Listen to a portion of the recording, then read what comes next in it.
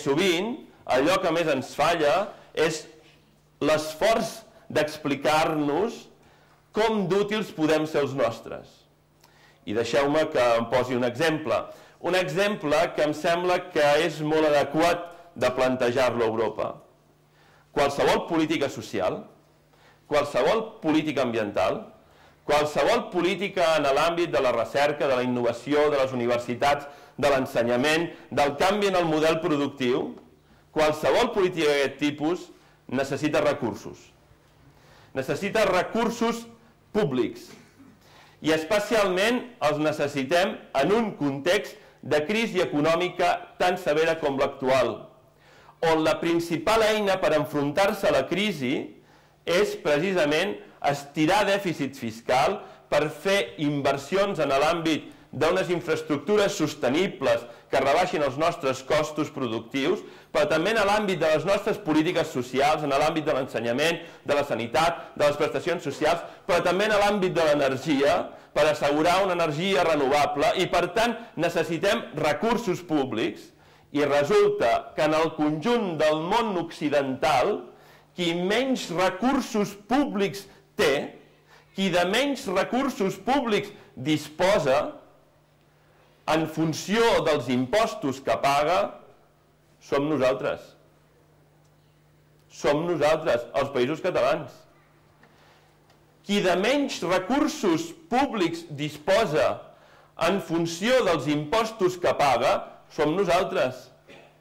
Perquè l'estat espanyol ens imposa un espoli fiscal insostenible i per sobre de tots els estàndards europeus.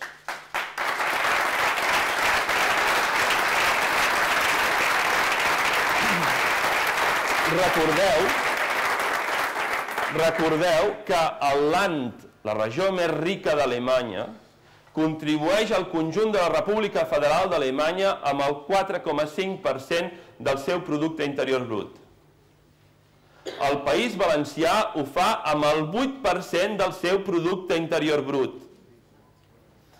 En quin estàndard europeu es pot entendre que el País Valencià hagi d'aportar en termes relatius el doble que la regió més rica d'Alemanya? Si nosaltres expliquem això a Europa, qualsevol diputat europeu ha de ser sensible a aquesta realitat. Qualsevol, s'entén, que no sigui un nacionalista identitari espanyol del PP-PSOE. Qualsevol altre.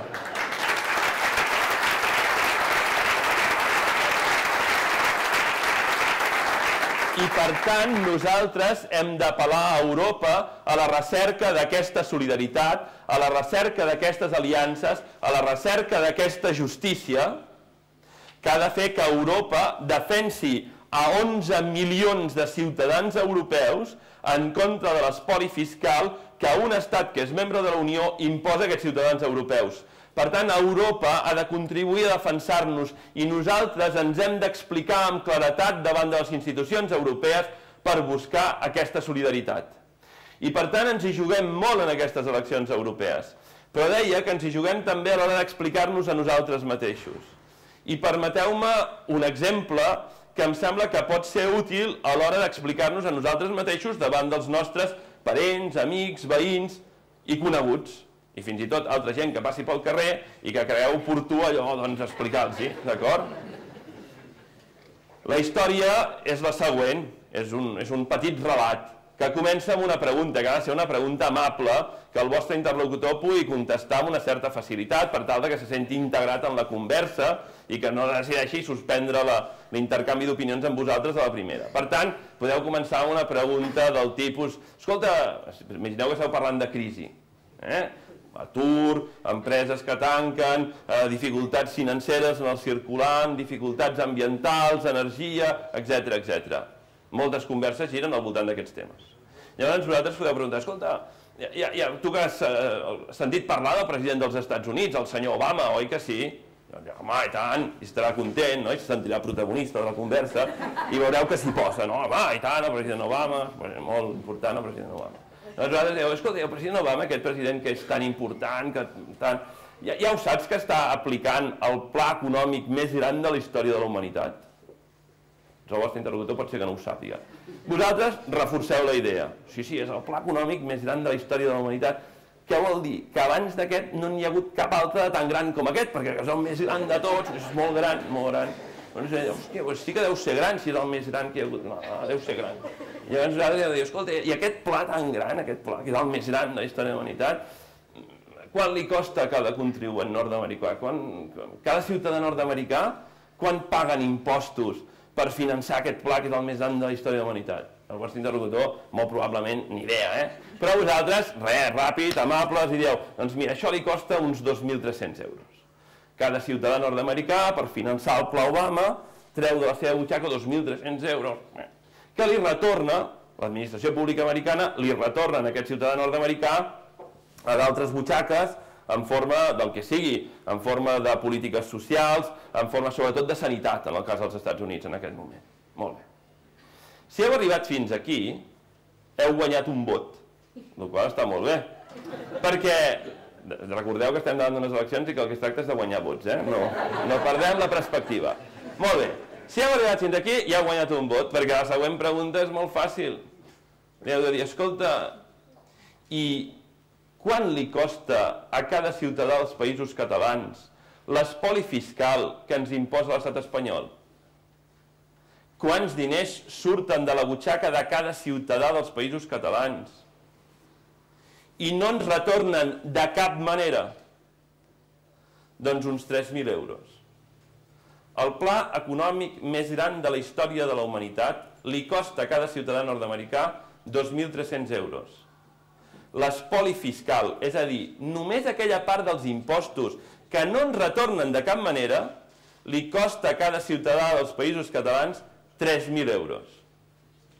Com que nosaltres som gent no només generosa, com demostra aquest fet que acabo d'exposar, sinó també gent rigorosa en les seves explicacions, podeu precisar. Bé, de fet, no és que li financem un pla Obama cada any a l'estat espanyol, perquè de fet als nord-americans els costa 2.300, a nosaltres 3.000, per tant, nosaltres li financem un pla Obama com a 3. Però posats a ser rigorosos podeu anar més enllà. Bé, de fet, no és que li financem un pla Obama com a 3, és que, atenent que aquests impostos que surten de la nostra butxaca nosaltres no ens els retornen de cap manera, el que fem és regalar-li un pla Obama com a 3 a l'estat espanyol, cada any. Però seguim sent precisos, diguem, el rigor sempre ajuda, I quants anys fa que dura això? Doncs com a mínim, des de la reforma fiscal del Josep Borrell, quan era secretari d'Estat d'Hisenda el 1986. Per tant, uns 23 anys. Per família dels països catalans, les famílies als països catalans, una família mitjana dels països catalans, té 4 membres. Versió clàssica, pare, mare, fill, filla, per exemple. Versió postmoderna, mare, pare, pare, tieta, pare, fill, el que sigui. Però uns 4 de mitjana. Vosaltres adapteu-vos a l'interlocutor, d'acord? No, si l'interlocutor...